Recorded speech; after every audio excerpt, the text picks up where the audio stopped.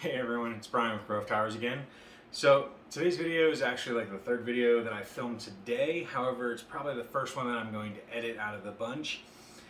And I'm going to use a word that I don't often use intentionally. And that is going to be cheap. So these are a cheap set of Bluetooth earpod, bud things, whatever you want to call them. Now, I have no problem with the brand. GiM or GiM is what I'm going to probably call it. I know that the logo, if you're not careful, it looks like it's just GM, like the car manufacturer, but it's GiM. These, for the price, spectacular. For the price is the key. So, to compare them, I've done reviews on other brands. I'm going to do another one today. I've got this one here from a different brand that I'm going to do an unboxing of as well. The brand is well known for being low cost. Their fans, for instance, are budget friendly LED RGB fans. They do great from what Mods Tech YouTube channel shows. This, I'm going to tell you, I find it as cheap, not just budget or low cost. But let me explain a little bit first, okay? So my Otium brand ones, which I'll try and link up here if I get a chance, they worked great for, I want to say, about a year or so that I had them. I got really frustrated, upset, and angry at something unrelated to the AirPods, and I ended up throwing them about 10 feet. They smacked into a piece of wood instead of the bag that I was aiming them at, and the entire thing broke apart. One of the earbuds is completely lost. One of the earbuds went behind me. The box that, the little case to it, the top hinge piece flew off, the innards broke open, and so I'm going to have to try and fix them. I don't know if I'm going to be able to, but I'm also not sure that even if I am able to fix them, if they'll ever be the same. So I bought these because it was the only brand that I could afford at the time and would get here in time for me to use them. I'm really disappointed in them as far as quality, but again, cost to performance, you get what you pay for. These are only IPX5 as opposed to the Otiums being IPX8. The difference is these are able to be in things like the shower or the rain, not in submerged water, whereas the IPX8, like the Otiums or these newer ones, they're IPX8, which means they can actually be submerged up to at least a full meter, which is about 3 feet, and they can be sustained under there for more than 30 minutes, and they'll still function. These likely wouldn't hold up to that. And after having tested them a little bit, because I wanted to get them charged beforehand and to give you guys a little review as well, the playback on them is decent. It's tinny, but it's decent for what I paid. And just so you're aware, I paid $11 plus tax. So roughly $12, give or take 30 or 40 cents. They're one of the tiniest sets as far as the case goes that I've ever used. And I have no problem with that. I actually thought it was cool.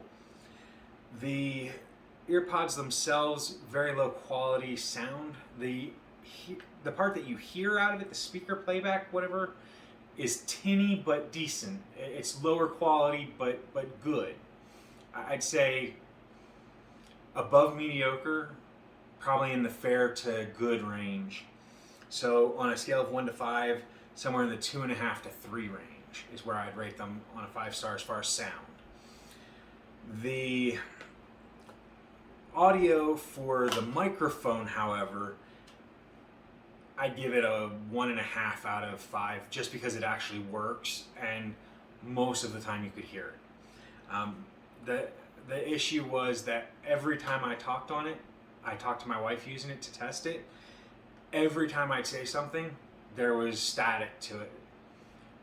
So not the highest quality, and it was static, not like drops, so take that as you want as far as your rating, but me, static non-stop when talking, not good.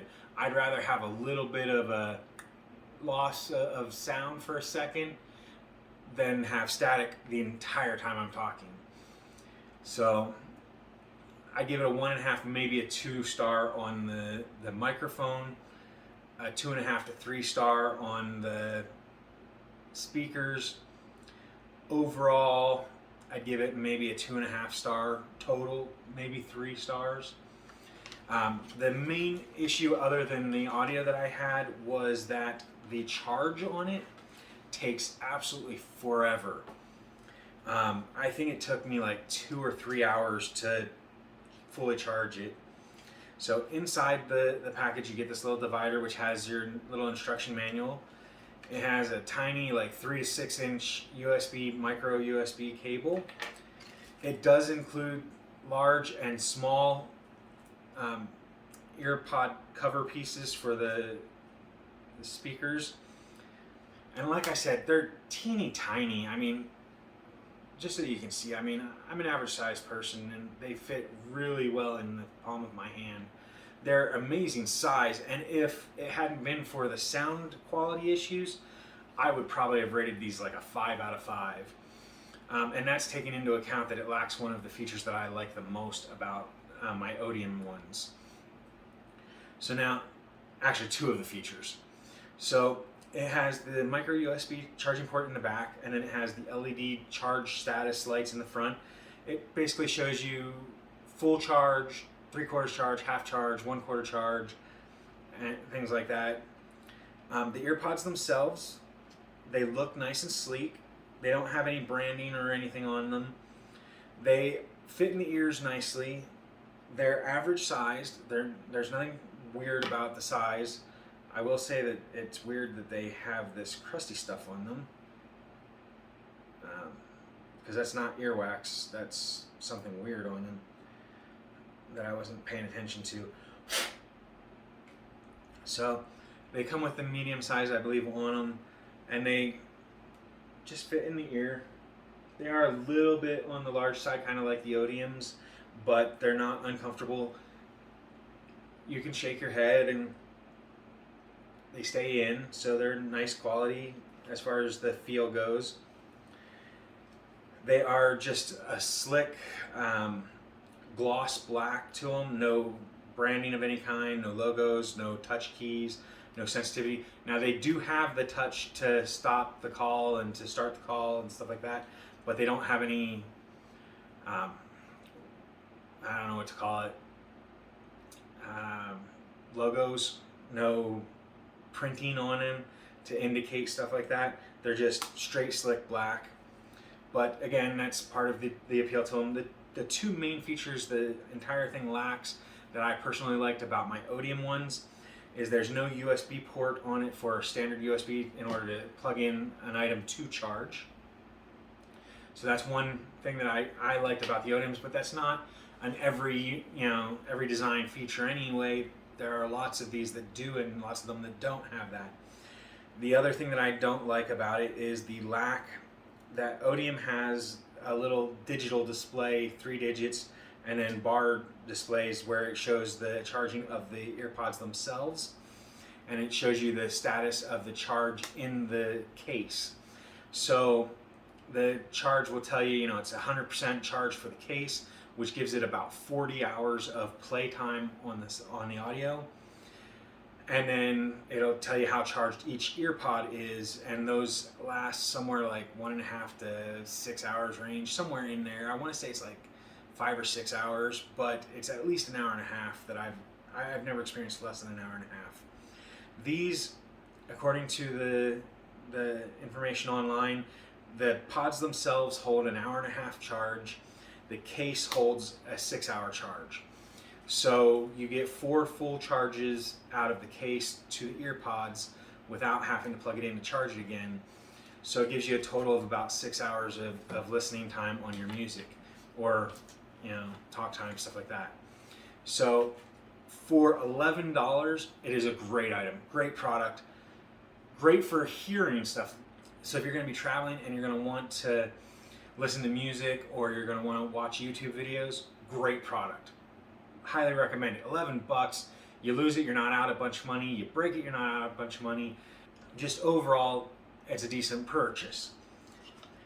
if you're going to be using it for talking to people, things like that, I don't recommend it. It's not a horrible product. I could still hear the talking. I had my wife talk through it while I listened so that I could hear it as well. It's just a lot of static.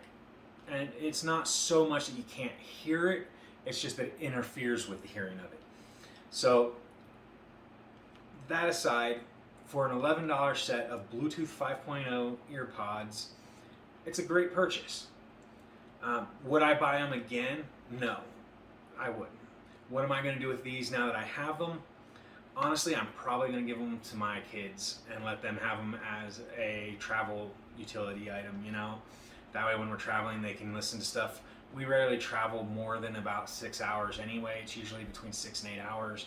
So it gives them, you know, enough time that for the majority of the trip, they'll be able to listen to stuff. So anyway, that is today's video. I do hope that it helped to inform you on this product. The GiM or GiM True Wireless Stereo Earbuds, they are, you know, really can't complain. 11 bucks. Not a horrible purchase, not a great purchase, just a purchase. They are a decent product, and the brand is not a leading brand, but they are well known enough in the industry that I trusted them to buy them. So anyway, I hope this video was informative for you and it helped you to understand a little bit about these earbuds. If you found this video entertaining or informational, please hit a like button down below. If you haven't already, hit the subscribe button, which should be in this general area here, and that way you can keep up to date on our new videos. And if you haven't already, our Twitter @TowersGray account is always available for comments, feedback, and things like that, as well as the comment section down below if you have any questions about the product, myself, or the channel. So if you have any questions, make sure you leave those down below as well. I do hope that you all have a great day, and thanks for watching our video. Bye for now.